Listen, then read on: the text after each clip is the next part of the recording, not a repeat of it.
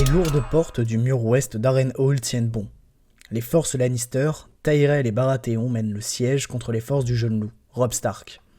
Depuis maintenant un mois, la main du roi des 7 couronnes, Tywin Lannister, mène une campagne militaire sanglante et brutale contre les forces rebelles, avec pour objectif de reprendre une bonne fois pour toutes le contrôle de Westeros, incluant ses propres terres de l'Ouest, toujours aux mains de la famille Lefford, l'ayant trahi. Le siège dure maintenant depuis 2 semaines. Les forces nordiques et du Conflant sont bien établies dans la vieille forteresse d'Harrenhal, mais les assauts répétés des Lannister ainsi que la stratégie d'attrition mise en place par Tywin rendent la défense difficile. Et l'assaut sur la porte ouest risque de mener à un combat rapproché et à la fin du règne de Robb Stark.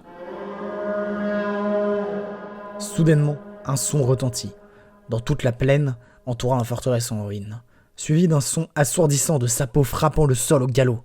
Sur le flanc gauche des forces Lannister, c'est une horde de Dothraki qui mène une charge frontale, accompagnée par la cavalerie des maisons Lefford et Farman, qui brandissent leurs étendards ainsi que celui des Targaryens. Les officiers Lannister sont stupéfaits et ordonnent immédiatement de mettre en place les lignes défensives en abandonnant le siège. Un autre son de corps résonne, un signal de détresse cette fois. Les éclaireurs Tyrell arrivent à la hâte pour signaler que les chevaliers du Val arrivent au galop par les arrière-lignes. Le siège est perdu, il faut fuir. Les forces Lannister, Baratheon et Tyrell se débandent, les lignes de siège se brisent, et tandis que la première vague d'assaut de Lannister s'apprête à se faire tailler en pièces par les Dothraki, les lignes de ravitaillement Tyrell semblent prises d'assaut par les chevaliers du Val. C'est une lourde défaite qui s'annonce pour le roi Tommen Baratheon et sa cause. Après une attente interminable, voici la partie 2 du scénario alternatif sur le mariage de Robb Stark avec une Frey. Cet événement dans la série qui a provoqué un enchaînement de fiascos pour la cause nordiste est ici effacé et conduit à une toute autre timeline. Et sans plus attendre, la suite du scénario.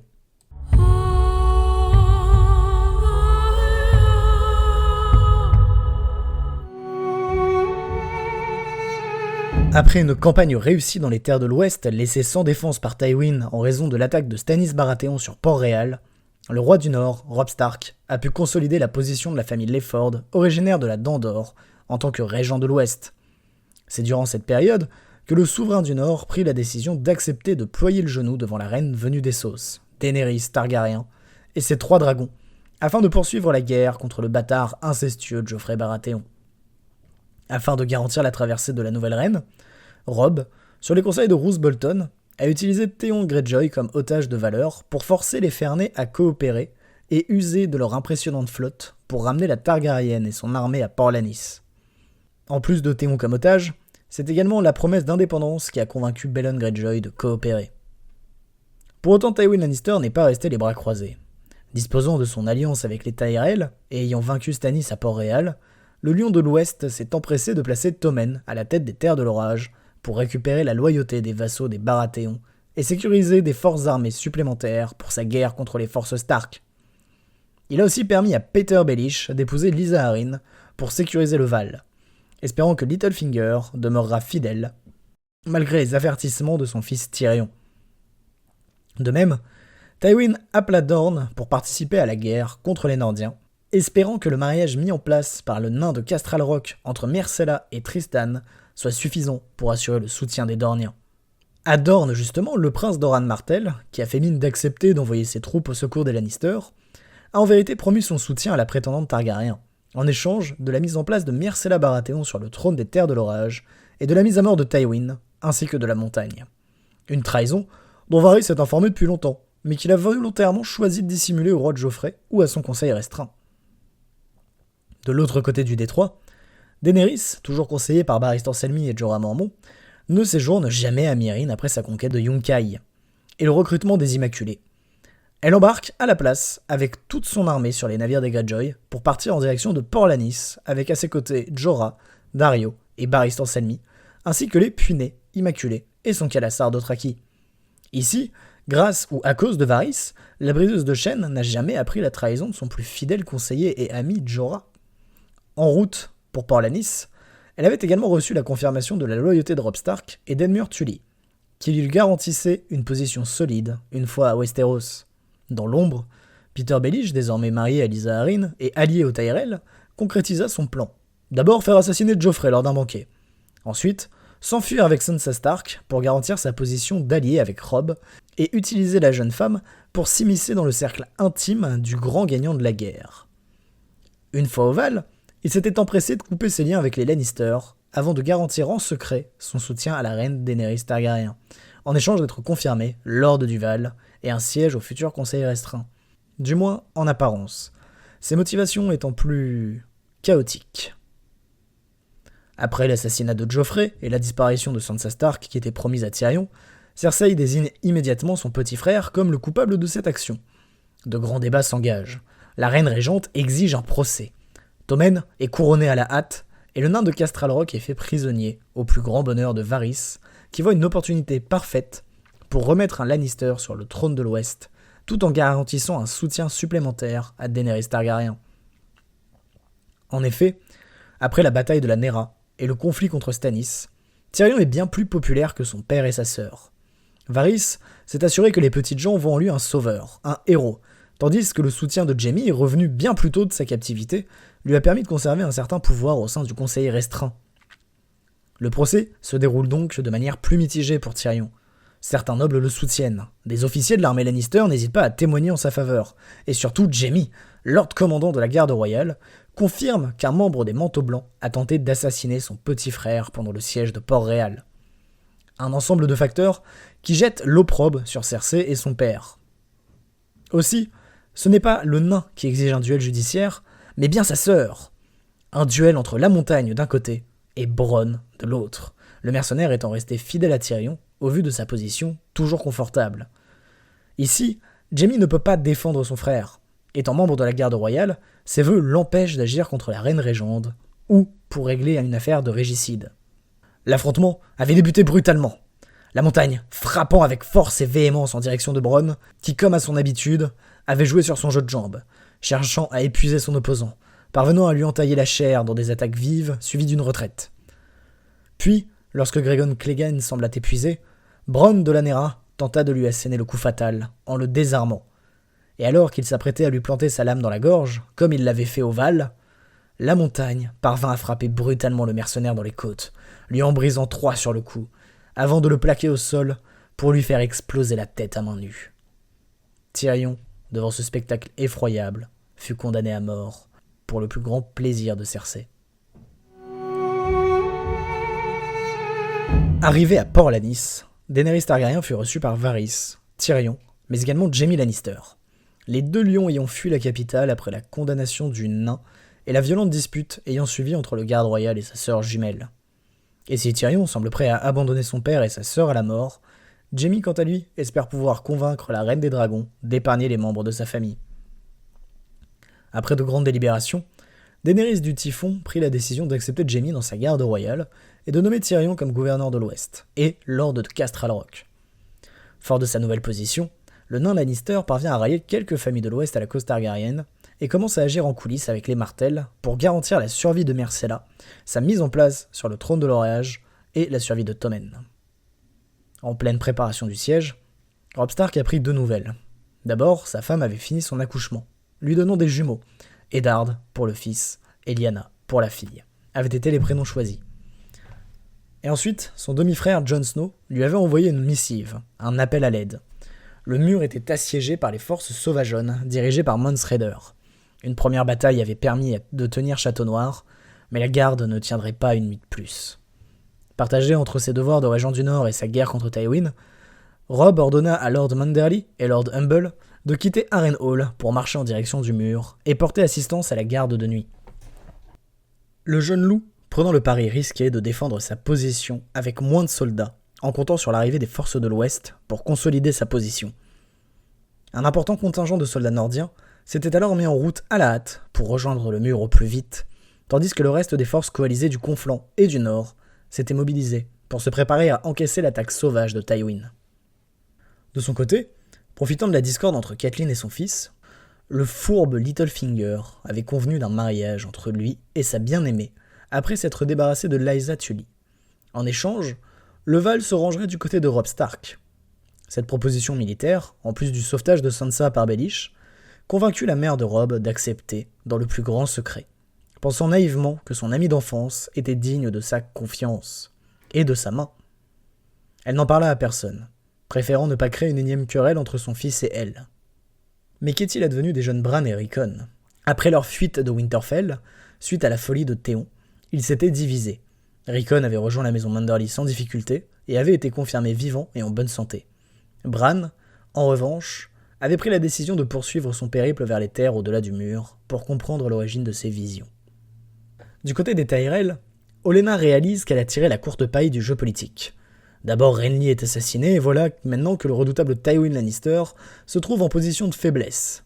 Il a certes réussi à repousser Robb jusqu'à Harrenhal dans une contre-offensive violente, mettant en danger la vie de Kevan, toujours otage des Stark, mais il se retrouvait désormais en opposition non pas au roi du Nord, mais face à Daenerys Targaryen, héritière légitime du trône de fer et à la tête d'une puissante armée. Le Lion de l'Ouest, ayant par la même occasion perdu le contrôle de ses propres terres à cause de cette idiote de Cersei et de son duel judiciaire ayant permis à Tyrion de s'échapper pour servir la Targaryen. Une situation qu'elle n'avait pas anticipée, après avoir comploté pour tuer Joffrey. Elle avait espéré que Peter Baelish lui permette de proposer un mariage à la reine venue d'Essos, la main de Loras, en échange de la survie de la maison Tyrell. Mais Tywin avait pris les devants, en nommant le jeune homme dans la garde royale pour remplacer son traître de fils aîné. De plus, les vassaux des Baratheon ne semblaient guère enthousiastes à l'idée de combattre pour Tommen. Tywin, en position de faiblesse apparente, avait en vérité tendu un piège méticuleux à ses adversaires. Un piège dont personne n'avait vent, si ce n'est Peter Baelish et Roose Bolton. Les deux ayant des intérêts personnels à assouvir et des ambitions à asseoir. Maintenant que Stannis était mort, il avait également réussi à convaincre la Banque de Fer de lui prêter d'importantes sommes d'argent, lui ayant permis d'engager de nombreux soldats, et également de s'assurer de la loyauté de ses vassaux dans l'Ouest, malgré les apparences. Profitant de la naïveté de la jeune princesse Targaryen, pour lui faire croire à une adhésion parfaite et unilatérale à sa cause. Roose Bolton, sur le rempart nord de la forteresse d'Harrenhal, avait convaincu son souverain que les Lannister concentreraient leurs efforts sur le rempart ouest. Il avait préparé la consolidation de la zone et organisé la ligne de défense pour être principalement occupée par les soldats Stark et Glover, ses propres troupes restant sur la défense du rempart nord, en garnison, pour manœuvrer une contre-offensive une fois que les Lannister s'empêtreraient dans le siège. À la surprise des Dothraki, les troupes forts des Farmans refermèrent le piège de leur seigneur liege, Tywin, sur eux, massacrant les hurleurs venus de la mer Hébreuse dans une prise en tenaille surprise. À Port-Lanis, la flotte Greyjoy fut incendiée et Daenerys avait dû fuir vers le nord avec ses conseillers et sa garde rapprochée. Les vassaux Lannister, qui lui avaient juré fidélité quelques jours avant, s'étaient soulevés en profitant du départ des Immaculés et des Dothraki pour Harrenhal, se débarrassant au passage de l'un des 3 dragons de la Targaryen en faisant s'effondrer un bâtiment sur ce dernier. Dans un combat intense, Barristan Selmy, aux côtés de Jaime Lannister, avait réussi à sauver leur souveraine des insurgés, tuant une douzaine de traîtres sur la route. Ils étaient alors partis à cheval en urgence, avec les 2 dragons restants de la souveraine, pour rejoindre les positions alliées à Vivzeg. Sur le rempart ouest, Robb Stark vit les Lannister se replier, avant d'entendre un cri d'alerte. La porte nord tenue par Lord Bolton avait été ouverte, et des hordes de chevaliers du Val s'étaient déversés dans le château en ruine, massacrant les forces nordistes aux côtés des soldats Bolton. Comprenant qu'il a été trahi, il observe méduser les troupes Tyrell, Baratheon et Lannister se réorganiser, après avoir effectué une manœuvre de bluff. Leur fausse fuite permettait en vérité de mener un assaut frontal. Robb repousse plusieurs attaques férocement, avec son loup sauvage, avant d'être ramené à la raison par le Lord Glover, qui le pousse à fuir avec sa femme et ses enfants nouveau-nés. Les forces Frey, Tully et Glover, ainsi que les forces Mormont, gagnent du temps, pendant que le roi du Nord opère une retraite avec ses autres vassaux par la porte sud. Ce revirement de situation surprend l'ensemble des forces en faveur de la Reine des Dragons, qui subissent une lourde défaite. Catelyn Tully comprend bien trop tard qu'elle a fait confiance à la mauvaise personne. Dans le chaos, elle est capturée par les chevaliers du Val, avant d'avoir eu l'opportunité de s'enfuir avec son fils. Harrenhal est récupéré par Tywin Lannister, qui décime la moitié des forces Tully, et met en déroute les troupes nordiques et Targaryens en une bataille. Les Immaculés, après avoir vu la trahison des Maisons de l'Ouest, décident de suivre les forces du Nord dans leur retraite vers Vivzeg. Dans la déroute, les forces du Nord ont laissé derrière elles le frère de Tywin, Kevan Lannister, qui est récupéré sain et sauf. Le vieux lion dispose désormais de 3 otages de premier choix. Catelyn Tully, Sansa Stark et Brayden Tully, le Silure. Après la bataille, Peter Baelish va tenter de convaincre sa bien-aimée, qu'il a agi ainsi pour sauver sa fille, Sansa, et son fils Robb. Il lui explique que la prétendante Targaryen est aussi folle que son père, et que si Robb accepte de déposer les armes, Tywin le nommera gouverneur du Nord, en échange de son soutien face au reste des forces targaryennes. Une promesse à laquelle l'ancienne épouse de Ned Stark ne croit pas, malgré son désespoir. La tête du roi d'Éten chute au sol, détachée du reste de son corps. Jon Snow, avec son épée ensanglantée en acier valyrien, vient de l'achever lors d'un duel dantesque. Le tunnel de Château Noir a été percé, et les hordes de sauvageons ont envahi la cour. Ser Alliser Thorne combat férocement aux côtés de celui qu'il n'a jamais pu supporter. Les 2 corbeaux sont parmi les seuls survivants à avoir encore l'épée en main. Au sol, le corps de Samwell Tarly gît aux côtés de celui d'Edison Tallet, tous deux abattus par le cannibale venant d'être décapité par Jon Snow. Sir Thorne, dans une ultime provocation, exige de Jon qu'il meure après lui, car il ne supporte pas l'idée de mourir moins héroïquement que le bâtard de Ned Stark. Jon lui répond qu'il survivra, ne serait-ce que pour agacer son ancien persécuteur. Progressivement, les derniers membres de la garde de nuit sont décimés ou faits prisonniers, et Mance Rayder se présente victorieux à un Jon Snow et un Alliser Thorne épuisés et blessés. Les troupes envoyées en renfort par Robb Stark ne sont pas arrivées à temps pour sauver le mur, et les 2 derniers corbeaux sont faits prisonniers par les sauvageons. Dans un ultime effort, Alliser Thorne tente de tuer Mance Rayder avant d'être stoppé net par la hache d'un guerrier qui s'enfonce dans le ventre du courageux chevalier. Jon n'a d'autre choix que de se rendre et d'accepter les chaînes, alors que pour la première fois, Mance Rayder se retrouve confronté à une question. Et maintenant? Il s'est emparé du mur, mais il doit faire passer une armée massive de sauvageons de l'autre côté, et garantir leur sécurité et prospérité une fois fait. De plus, il sait grâce à un courrier récupéré à Château Noir que les soldats Manderly et Humble sont en chemin pour les confronter. D'ailleurs, du côté des Nordiens envoyés défendre le mur, les nouvelles ne sont pas bonnes. Ils viennent de recevoir des missives, les prévenant de la chute d'Harrenhal, de la trahison des Bolton, ainsi que de la récupération des terres de l'Ouest par les vassaux des Lannister, et le soutien du Val au roi Tommen Baratheon. Les voilà désormais en marche vers le mur pour confronter une armée de sauvageons d'une ampleur encore jamais vue. C'est le Lord Manderly qui va avoir l'idée folle d'envoyer un émissaire pour parlementer avec le peuple libre, sans grand espoir de succès, mais avec le désir de gagner du temps, pour avoir plus d'instructions de la part du roi du Nord. Arrivé à Vivzeg, Robb Stark rencontre enfin Daenerys Targaryen, dans des circonstances catastrophiques. Mais tout n'est pas perdu. Les Dorniens sont toujours intacts, et prêts au combat, de même que les Immaculés. De plus, une partie des forces nordiques et des conflans ont survécu grâce au sacrifice du Lord Glover et de Bryden Tully, avec leurs troupes. La guerre oppose désormais la maison du dragon et celle du lion, et ne fait que commencer. Une alliance potentielle se dessine entre sauvageons et nordiens, alors que les Dorniens préparent secrètement l'ascension de Myrcella sur le trône de l'orage pour rattacher les Bannerets Baratheon à la cause targaryenne. De même, Olenna Tyrell souhaite libérer Loras de la garde royale, et prépare un complot avec l'aide de Varys pour se retourner contre les Lannister. Les camps sont en mouvement, aucune allégeance n'est à considérer comme acquise, et maintenant que le mur est brisé, c'est tout Westeros qui est en danger. C'est la fin de cette vidéo. Si vous souhaitez une partie 3, n'hésitez pas à la liker et à le dire en commentaire. J'espère que vous l'avez apprécié et je vous dis à bientôt pour un prochain scénario. Également, je vous annonce que le Discord AB Sapiens est officiellement ouvert et vous trouverez le lien en commentaire. Vous y trouverez les actus sur les vidéos, un moyen de poser vos questions et d'avoir des réponses, de quoi passer un bon moment en communauté.